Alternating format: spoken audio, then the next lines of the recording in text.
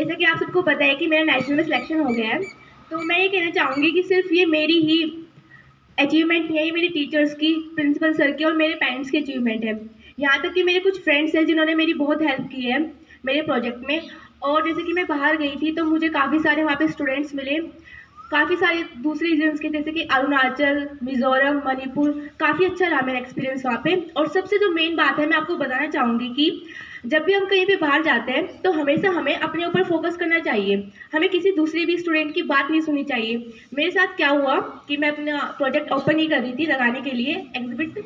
तो क्या हुआ कि मुझे कुछ टीचर्स आके बोलते हैं, बेटा आप क्या घास फूस लेके आ गए यहाँ पर। तो मुझे लगा कि मेरा तो प्रोजेक्ट कुछ नहीं है, मैं तो सिर्फ ऐसे ही आ गई। और कुछ स्टूडेंट्स बोलते हैं, अरे आप ये क्या लेके आ गए, हमारा तो वर्किंग प्रोजेक्ट है, आपका तो सिर्फ एक आइडिया है, आपका तो वर्किंग नहीं है।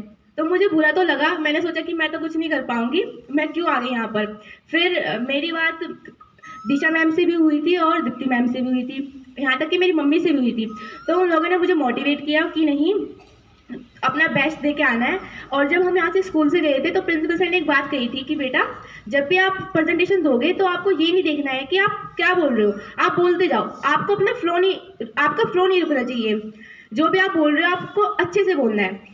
आपका प्रोजेक्ट चाहे कुछ भी हो, चाहे वो छोटा छोटा सा ही क्यों ना हो, आपको सिर्फ ये ध्यान रखना है कि आप क्या कर रहे हो, उसमें आपने उसमें क्या इनोवेटिव किया है। ये नहीं होता कि अगर हम बड़े ही प्रोजेक्ट्स बाहर लेके जाते हैं तो हमारा सिलेक्शन होगा।